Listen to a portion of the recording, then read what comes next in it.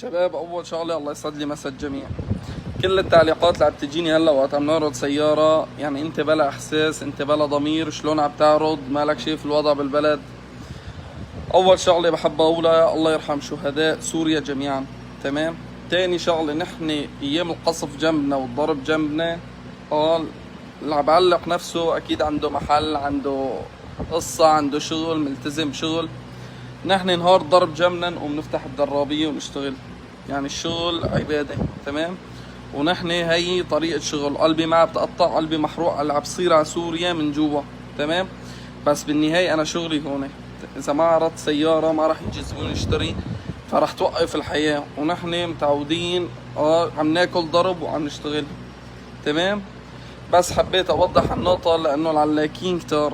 حلو، هو نفسه اللي عم يعلق، يعني وقت بشوف الشهداء الله يرحمهم توفوا كذا، تاني نهار بنزل على شغله. يعني الحياة بدها تستمر، ما راح توقف. حلو. قلبنا كلياتنا عم نتقطع، كلياتنا سوريين اساسا. اللي ما عم بتأثر بالمشاهد ما بكون بني ادم، ولا بكون سوري، بكون خاين لوطنه. تمام. بس في حياة وفي شغل، هذا شغل. تمام. والشغل جهاد، يعني الشغل هو جهاد.